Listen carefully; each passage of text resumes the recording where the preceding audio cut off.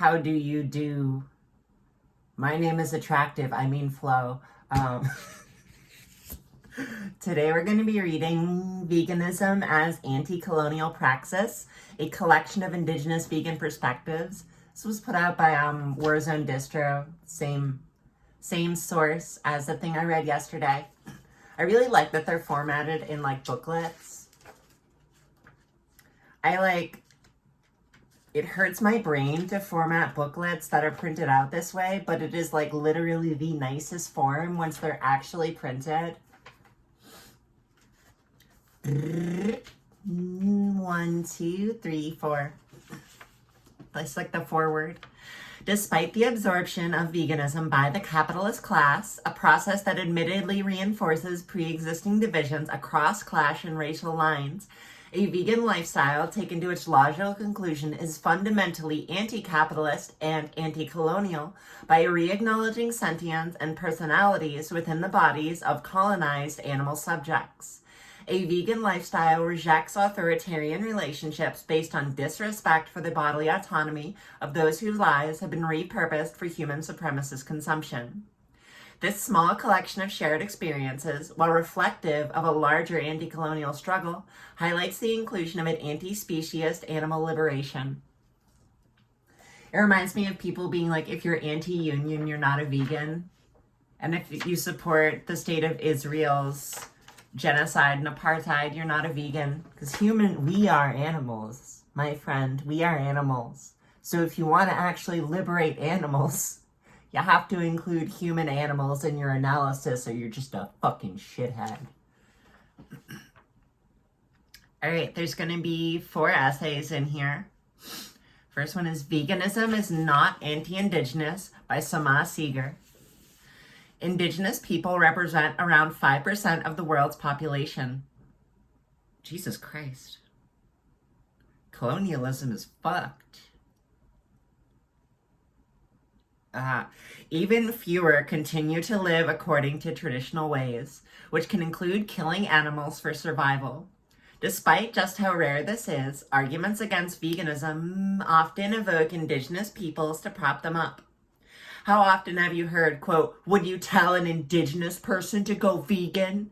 In fact, the arguments that veganism is incompatible with indigenous culture is unfounded.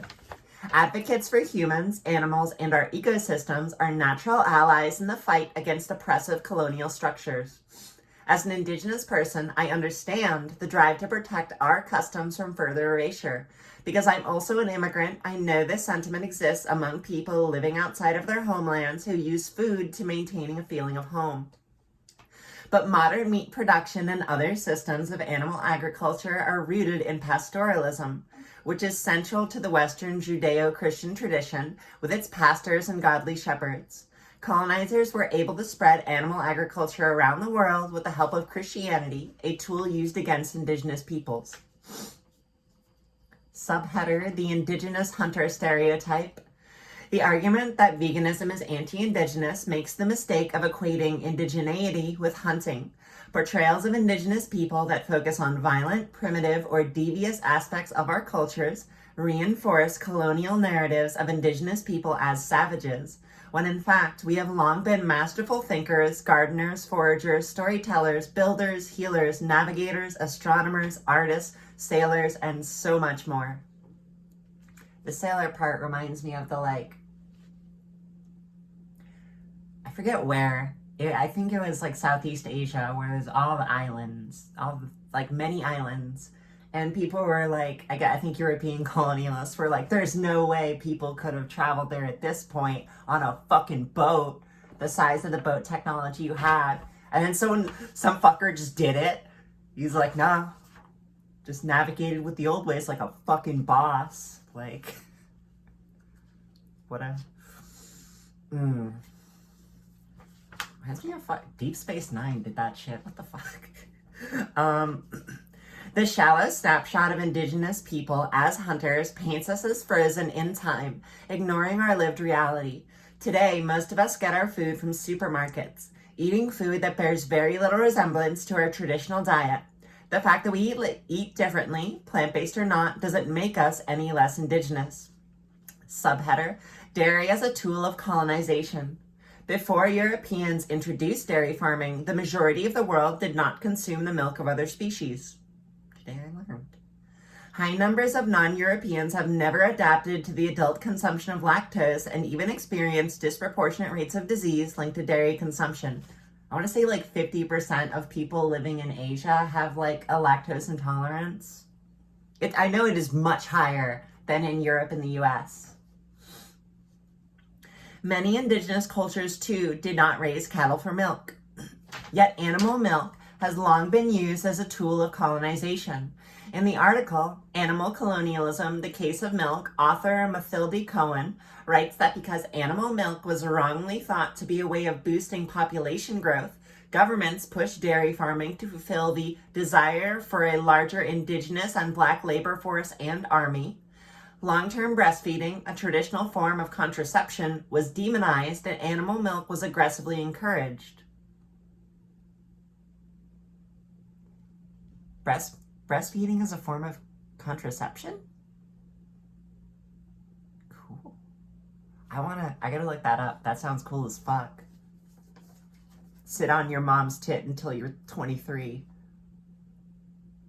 Putting all my fetishes in these videos. Anyway, despite widespread knowledge of its harmful effects on mothers and babies, breastfeeding colonialism continues today, with formula companies using pervasive, misleading, and aggressive marketing tactics. According to the United Nations, these tactics are used on vulnerable parents around the world, creating a substantial barrier to breastfeeding. That's super important that like companies, Gerber, I can't remember the company names, like aggressively pushed formula over breastfeeding. Like obviously if you can't breastfeed, feed your baby formula, but like if you can breastfeed, it's better for the baby on like not even just like a nutritional level, but also like a social emotional level. The practice continues into adulthood. In Aotearoa, or also known as New Zealand today, government guidelines tell us to consume 2.5 servings of dairy a day and offer it in schools with no alternative, even though around 64% of the indigenous Maori people are lactose intolerant. Subheader, the white gaze of veganism. The earliest record of nonviolence towards animals comes around 3,000 years ago in ancient India. Nonviolence, or ahimsa, became central to Hinduism, Buddhism, and especially Jainism, which asks that adherents not to enslave or hurt other animals. Fun fact, in Buddhism, in the Eightfold Noble Path, which is like the Buddha's how to get enlightened, the under right livelihood, he doesn't say a ton about it, but one of the things he says very specifically as that working in the sale of animal meat is wrong livelihood. So don't do animal husbandry if you want to get enlightened. Pro tips from the Buddha.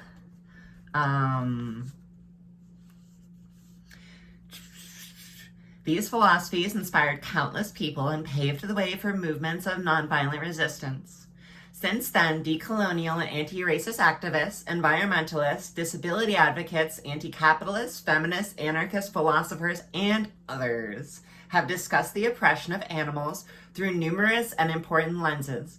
For example, civil rights activist Dick Gregory once said in an interview, quote, "The same thing that we do to animals, this system is doing to us," believing that, quote, "eventually it will come to a vegetarian world or no world at all." More recently, during a talk at the University of California, Berkeley, political activist Angela Davis called on humanity to, quote, "develop compassionate relations with other creatures with whom we share this planet, placing veganism as, quote, part of a revolutionary perspective," unquote. Despite the many powerful and diverse activists fighting against some of the world's most exploitative industries, veganism is often reduced in media and academia to a mere fad for privileged white people. In reality, Black Americans are noted as the fastest growing vegan demographic in the US, and there is a notable growth of veganism among the Maori too. These stereotypes about indigenous cultures ignore and erase the many nations that have long relied on cheap and abundant plant staples such as lentils, corn, potatoes, beans, and chickpeas, as well as the many poor vegans in affluent nations. Sometimes the vegan diet is called the peasant diet because it's the cheapest shit. And it often requires less elaborate storage methods in order to stay, like potatoes, just put them in a fucking hole in the ground. Like, dig a deep hole. Fuck your fridge. Leave your potatoes in the deep hole. Or, another cool, dry place. But, the ability to have meat, to cook meat into a safe way, and to preserve any, large quantity of it is a technological privilege. Subheader, Indigenous Values. In contrast to the modern anthropocentric worldview, which sees humans as separate and superior to other animals, most indigenous traditions recognize that humans are part of nature. We knew that animals were our relatives long before Charles Darwin said so. I ate a stir fry before this. For example, the Mandaean god Hai, or the living, is the life force of the natural world and all its inhabitants, a perspective which sees the sacredness of all living things. Our teachings say all killing and bloodletting is sinful, and though we are, perhaps paradoxically, given permission to eat male sheep, prey birds, and scaled fish, quote, the attitude towards slaughter is always apologetic, unquote. Some may say that we, or at least our priests, used to be vegetarian. Though some indigenous cultures are tokenized against veganism, their stories tell us they cared deeply about their animal siblings. In her talk, Indigenous Veganism, Feminist Natives Do Eat Tofu, Margaret Robinson discusses the Mi'kmaq view that all life is related, encapsulated by the concept of Misitnomak, which means all my relations. Because of that view, she explains, the modern commercial fishery, often touted as offering economic security for Aboriginal communities, is even further removed from the Mi'kmaq values that modern-day vegan practices are. I was quoting the thing. These perspectives offer pathways to a veganism which is compatible with the values of our ancestors and may even help us live up to them. As Robinson says, quote, veganism offers us a sense of belonging to a moral community whose principles and practices reflect the values of our ancestors, even if they might be at odds with their traditional practice. Subheader, veganism as a decolonial tool. Veganism is often accused of being anti-indigenous, but in reality is a response to the anti-indigenous systems of today. Veganism offers an opportunity to disrupt colonial logic by challenging the most basic building blocks of colonialism, which reduce all life forms to mere objects for capitalist exploitation. Our people had to adapt in order to survive, and now we must do it again.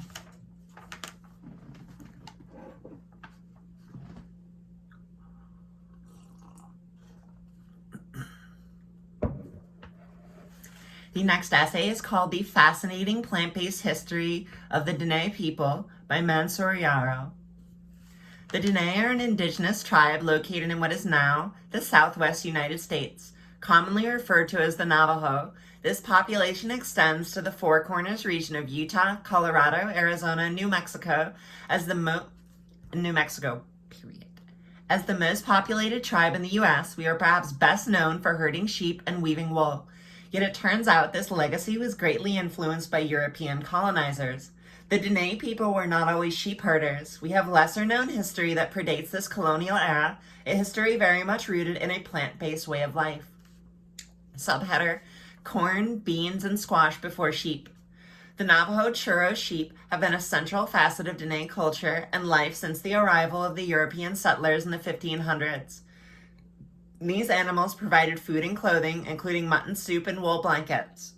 Yet prior to colonization, there were very few known instances of domesticated animals for consumption among indigenous people. The Dene, which means the people in our language, were mainly semi-nomadic, relying on hunting and gathering for hundreds of years for sustenance.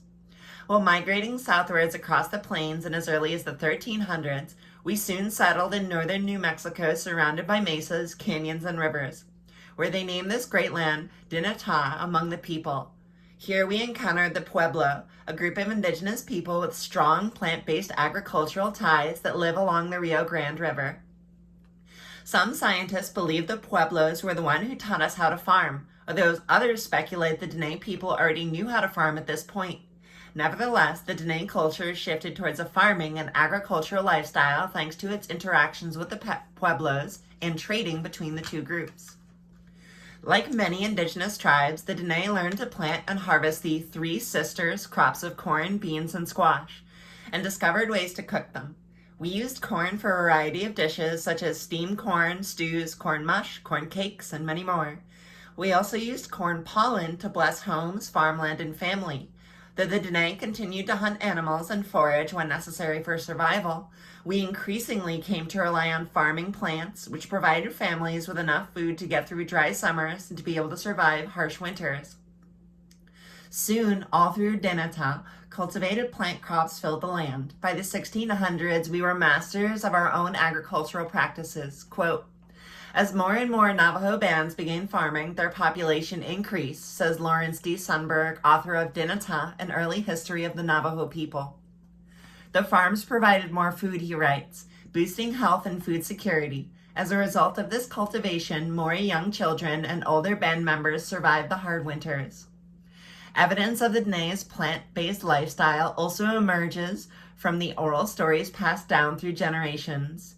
In Dene Bahani, Navajo creation story, the evolution of life is told through a sequence of worlds, the first being the beginning of time all the way through the fifth world being the present. In the fifth world, the Dene holy people gifted corn, beans, squash, and tobacco to the Dene people. We believe that by consuming these foods, a person will live a long life and achieve the ultimate goal of sacred existence in old age. Straying from these spiritual foods also has consequences. We believe a higher chance of suffering poor health. By eating corn, beans, and squash, our bodies and organs function as they should, and we're gifted with healthy skin. Vegetables are so fucking good for you, man. Like, corn, beans, squash, soybean, potato. I love potatoes. They're my favorite vegetable. Subheader, healthy indigenous diets replaced by rancid pork.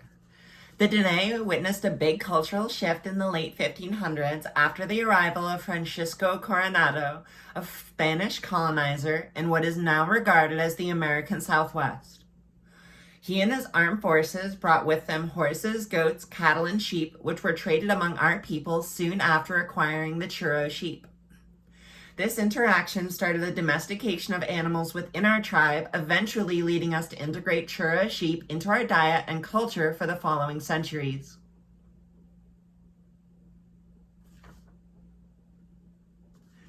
Why does it feel like Europe invented slavery? Certainly Europe has been like the propagator of the most widespread form of chattel slavery. But it feels like some demon went to Europe and was like, hey, y'all like domination? Fucker. Our food system was even further disrupted in 1864, when our people were displaced from their original homeland by the U.S. Army. American soldiers burned our farmlands, slaughtered the herds, and forced us on a 300-mile walk known as the Long Walk to Fort Sumner in New Mexico for internment in Hueldi, or Bosque Redondo. It was there that our people had a hard time adjusting to the white man's food. The land there was unsuitable for growing our staples, and the Dene had to rely on government food rations of pork, cattle, flour, coffee, sugar, and goat's milk. But these foods were nutritionally inadequate and, in some cases, cooked improperly. After falling ill eating rancid meat of pork and bacon, many Dene developed an abhorrence to pork that exists in our culture to this day. Dairy products such as goat milk were forced upon us. In hospitals and boarding schools, children were fed dairy products despite expressing a strong dislike for these foods, perhaps because nearly 75% of indigenous people are lactose intolerant. My tribe is not the only one with strong plant-based ties. Records show that throughout Turtle Island, most indigenous people were in fact predominantly plant-based agriculturists. According to Choctaw tribal member Rita Laws, Choctaw Indians based in Mississippi and Oklahoma were excellent farmers who grew and ate corn, pumpkins, and beans, eating very little to no meat. Their homes were made from wood, bark, and cane. Even their clothing was plant-based and made from cotton.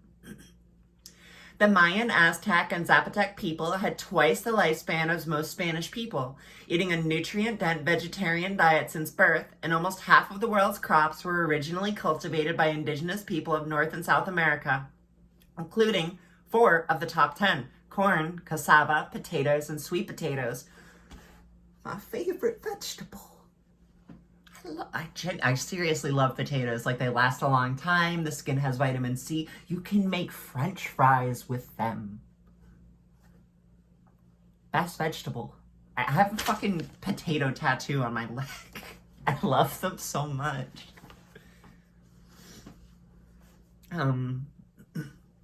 Many indigenous tribes have creation stories that point to vegetarianism.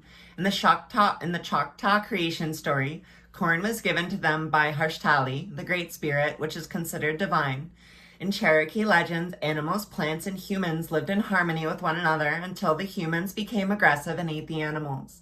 The animals created diseases in response to keep human population in check, even though among the Mi'kmaq people, legends are told with multiple references to veganism, including regret at animal death and a kinship relation between humans and animals.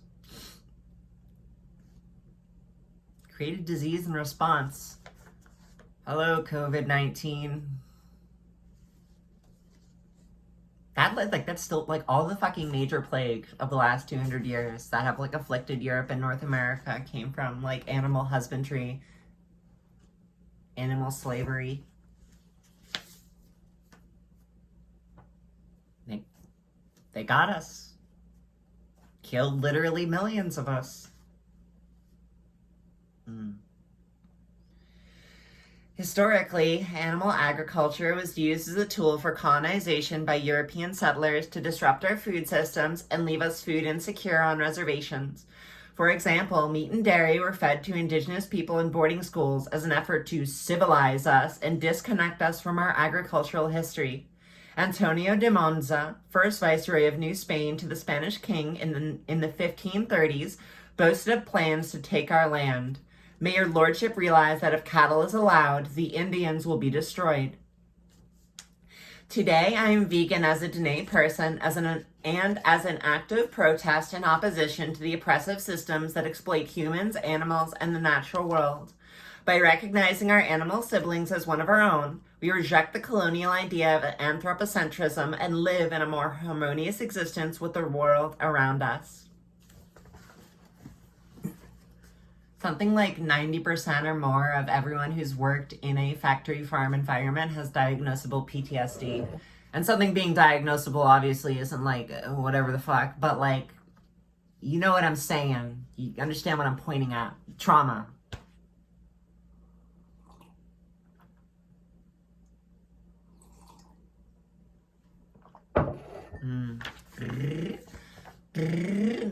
Malatesta drank a macchiato in Milan.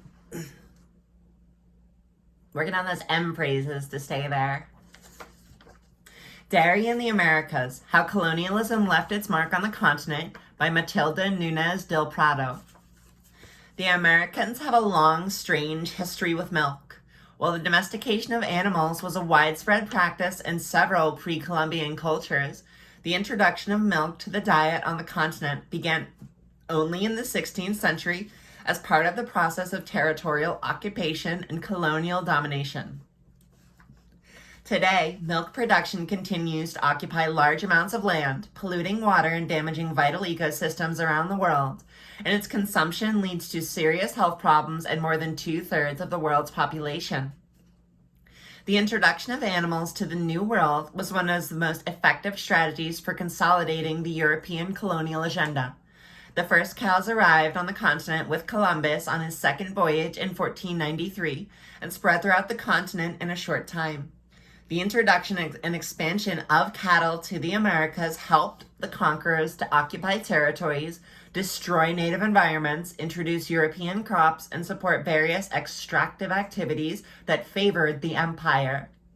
As anthropologist Rosa E. Fick writes, quote, "Conquest worked indirectly through bodies of cattle taking up more and more space.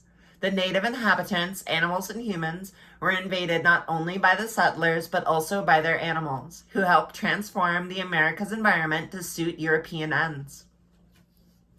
The importation of animals also had an ideological background bathed in racism and a superiority complex.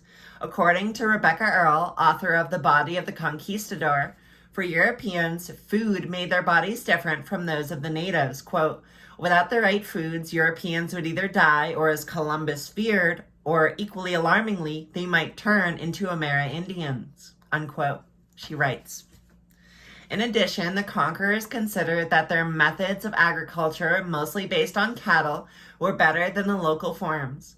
In the eyes of the colonists, the exercise of human dominance over other creatures considered lesser was a demonstration of cultural superiority.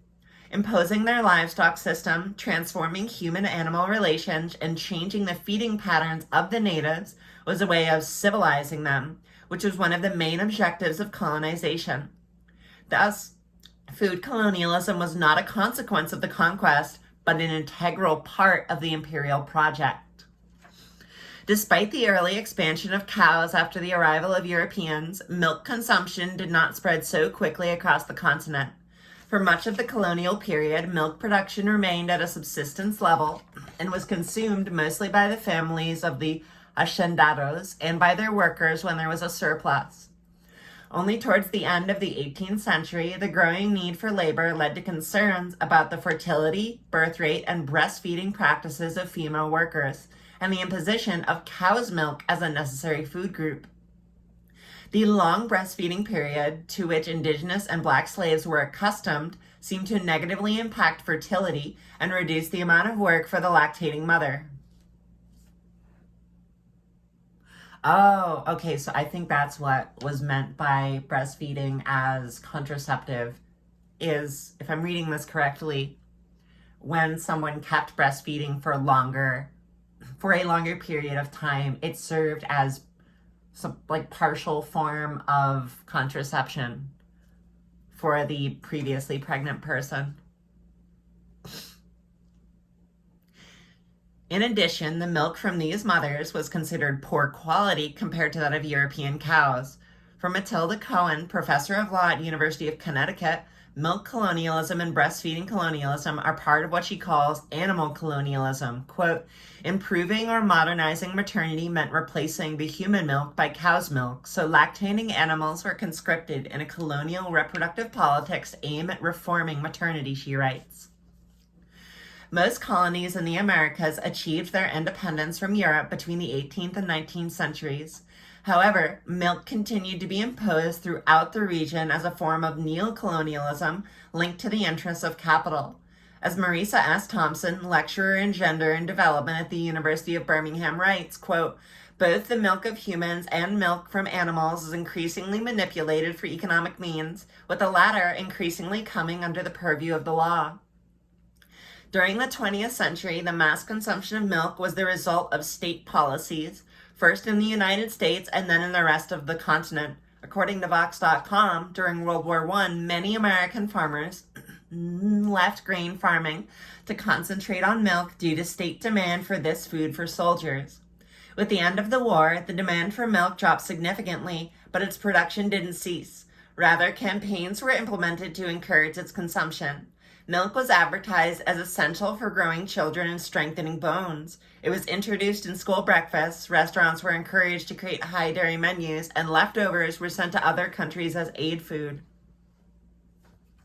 Isn't this side? But I hate when you go to a fucking restaurant and they're like, their vegetarian option is either literally or essentially a block of cheese. And it's like, I didn't want to eat coagulated cow breast milk. Fuck. In Latin America and the Caribbean, milk products quickly became an essential part of the desired economic development. Governments of the region not only created campaigns to promote milk consumption, but also facilitated the importation of milking equipment and dairy processing infrastructure by large landowners, and invested in training and breeding programs. The United States also intervened through development-oriented credits that, according to FISEC, F-I-C-E-K, encouraged fences, improved pasture grass, vaccination, sanitation, and other inventions that helped turn cattle into profit. This meant the expansion of standardized capitalist model that implies the importation of special grasses, antibiotics, herbicides, new breeds, and the introduction of new foods in the diets of the cows to improve their productivity. Quote, with other nation-state building techniques, milk production has produced new forms of domination. Veronica Piscini-Ketchaba, Kristen Ventimiglia, and Alex Berry, researchers on the issue in the Andean region, state. Subheader, the colonial footprint of the dairy industry.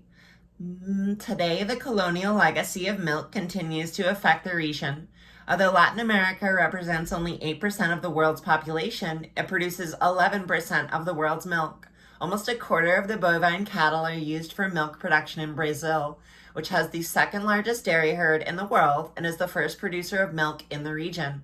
In other countries, the percentage can be even higher, as in Colombia, where 41% of cows work for the dairy industry.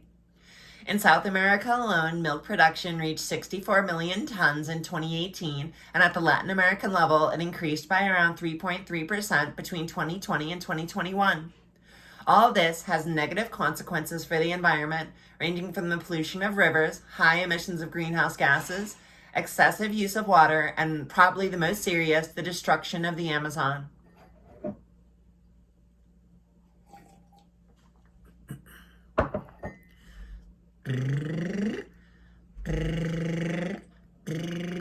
It is estimated that between 1985 and 2018, the Amazon rainforest lost 72.4 million hectares of forest and vegetation cover, of which 70% is used for pasture and much of the rest for forage crops.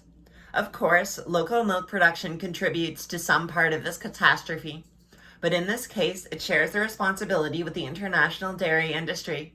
According to a recent investigation by the Bureau, Greenpeace Unearthed, ITV News, and the Daily Mirror, quote, UK farms supplying milk and dairy products for the Cathedral City Cheddar, Anchor Butter, and Cadbury Chocolate are feeding their cattle soya from a controversial agribusiness accused of contributing to the widespread deforestation in Brazil.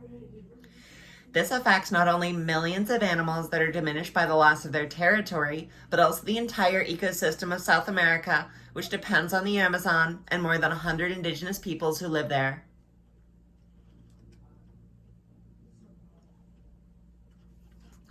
In addition to environmental devastation, dairy products and consumption in the Americas come with various health problems. According to a study published in The Lancet, approximately 68% of the world's population suffers from lactose malabsorption. This means that once they pass early childhood, they stop producing lactase and cannot digest milk sugars. However, despite the fact that in the United States, lactase non-persistence occurs in a majority of African, Asian, Hispanic, and Native American individuals, the Dietary Guidelines for Americans recommends 2 to 3 daily servings of dairy products, which could be described as racial bias, according to a paper in this regard. I mean, if you don't know, that was like pushed by the dairy industry. That's not like an actual health thing. Lactose intolerance can present symptoms such as acne, bloating, cramps, or diarrhea, among others, and yet it is not the worst consequence of milk for health. Dairy consumption has been associated with an increased risk of breast, ovarian, and prostate cancers, autoimmune diseases, and Parkinson's. According to the Physicians Committee for Responsible Medicine, saturated fat in milk and other dairy products contributes to heart disease, type 2 diabetes, and Alzheimer's disease. In addition, studies showed the consumption of milk has higher risks of a total mortality and, contrary to popular belief, bone fracture rates tend to be higher in countries that consume milk compared to those that don't. Despite all this, in most countries of the region, the dietary guidelines for Americans are taken as a reference, and programs to promote dairy consumption are carried out based on it. For example, in Bolivia, Ecuador, Paraguay, and Colombia, which proves that colonialism has transcended until today to the detriment of the population health. Subheader: Imagining a world without dairy. As writer and activist Zane McNeil explains, the dominance exercised by nations and corporations from the global north over previously colonized nations in the global south through international capitalism is a form of neocolonialism, and that is precisely what is currently happening with the dairy industry in the Americas. But what would happen if the entire region decided to leave the cow's milk for the calves? Can we imagine another future? Ecologically, a measure like this would contribute to considerably reducing the carbon footprint, the use of water and land, and the pollution of rivers. The use of antibiotics and pesticides would also be reduced. Deforestation of the Amazon rainforest would be much less, leading to the recovery of local flora and fauna and allowing a greater capture of greenhouse gases. Population health would improve in many ways, helping to reduce the current overload of the health system and saving money that the states could invest in improving hospital care. It would also reduce the risk of zoonotic diseases associated with dairy production, such as tuberculosis, brucellosis, leptospirosis, salmonellosis, and listeriosis. Latin America and the Caribbean are full of nutritious plants and are perfect for preparing plant-based milks, such as amaranth, tarwi, quinoa, Amazonian nuts, peanuts, and potatoes, among many other. Wait, potatoes? I've never had a potato plant-based milk, but I am ready to fucking try it. Changing animal milk for milk based on local plants would not only be an act of cultural and territorial vindication, but also a full exercise of food sovereignty. Workers from the old dairy sector could find employment in the native plant-based industry. Above all, abandoning the colonial legacy of dairy would free millions of cows, bulls, and calves from the system of exploitation to which they are currently subjected. Eliminate the suffering of mothers and babies that are prematurely separated every day, avoid painful diseases to hundreds of sentient animals, and would allow them to enjoy the grass, the sun, and their loved ones. For humans, such an act of compassion would bring as a reward a healthier life with a lower risk of invasive diseases and probably a longer lifespan. So what are we waiting for? What are we waiting for?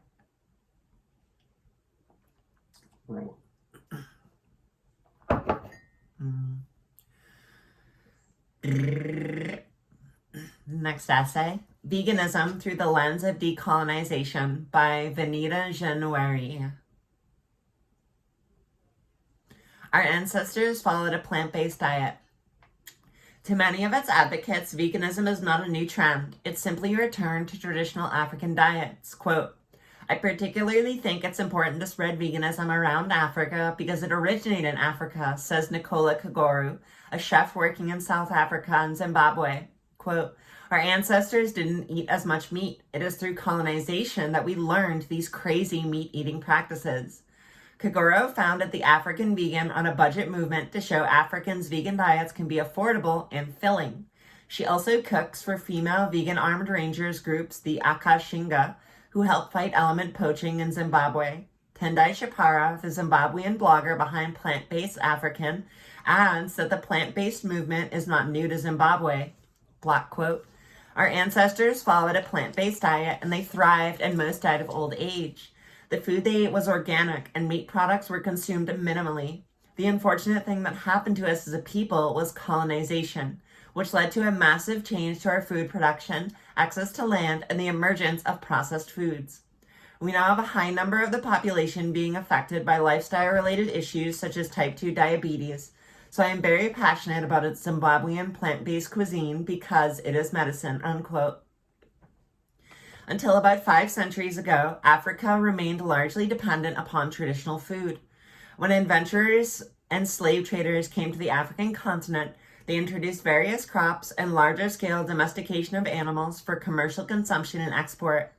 These capitalistic farming methods exacerbated the spread of animal diseases among humans. The nomadic lifestyle of some African tribes, which required smaller herds, also began to dwindle as meat production became a lucrative industry and changed the eating patterns of people on the continent. According to Kagoro, when Africa was colonized by the West, they started industrial livestock farms for exporting meat. With time, the locals too adapted to it, and the plant-based diet started to fade. But this Zimbabwe-based chef is not keeping up with the current times. Rather, she is going back to the roots. When Nicola Kagoro told her friends that she wants to start a vegan movement in our community, they laughed at her. "Our ancestors were vegan," she said. "We have always been vegan, and that tradition and culture should not be forgotten." Kagoro was referring to the time before the West has colonized the African continent and overthrew the plant-based diet for a meat-based one. Hummus, injera, and tahini, like many other African dishes, have gained prominence on an international scale owing to the increasing popularity of veganism. The earliest mention of hummus made using tahini dates back to Egypt in the 13th century, although it's popular in Greek cuisine too.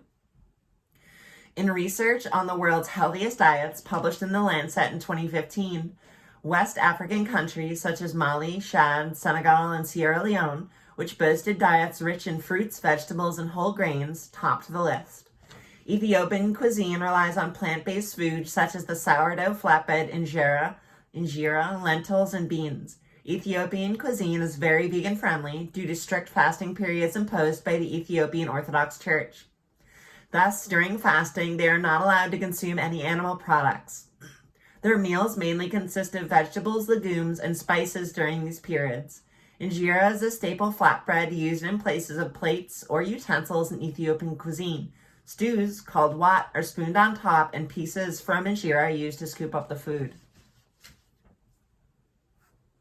I've eaten Ethiopian food once, and it was solid, but it was served in like a to-go container because of COVID stuff.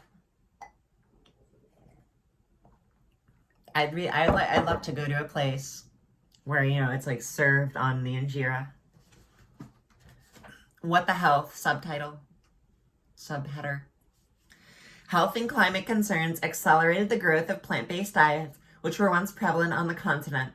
Conditions such as heart disease and cancer have now overtaken infectious diseases such as cholera and measles to become the biggest drain on Africa's economies. According to the World Health Organization, much of the continent is already feeling the effects of the climate crisis, a common reason for reducing meat intake, as more regular and unpredictable droughts and floods wreak havoc for farmers and regularly claim lives. Southwest is having a heat dome. Vermont just flooded. I was looking at a hurricane watch for the Northeast the other day. Climate changed. We already fucked it.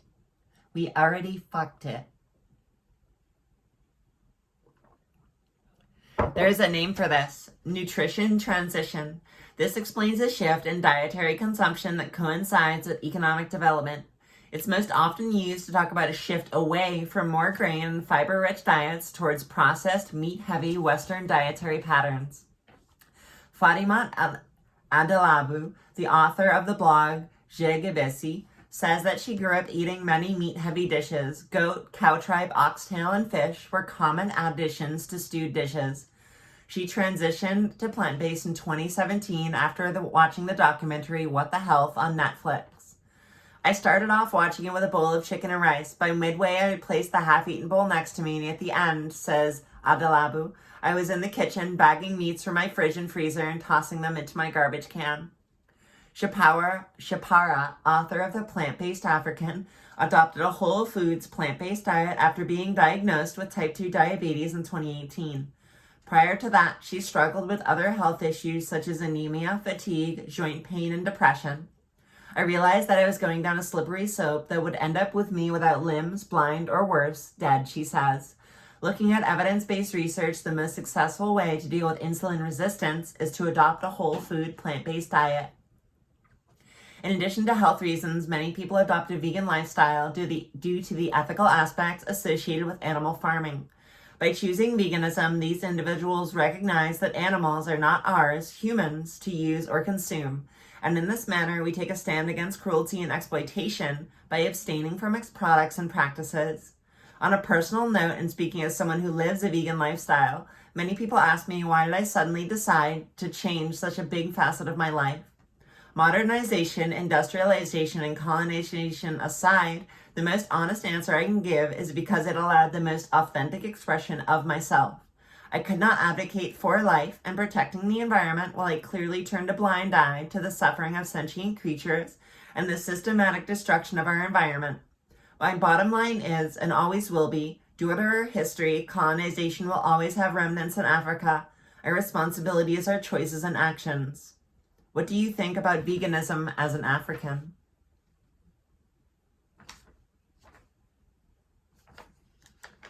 I feel like it just ends there. Anyway, that was really good. I liked it.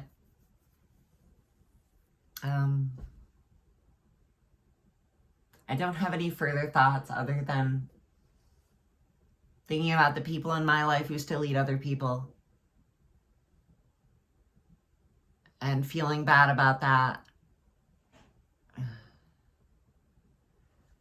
Anyway, that's pretty much it. Have a good rest of your day. Go eat a block of eat a whole block of tofu raw. Don't let anyone stop you. You can do it.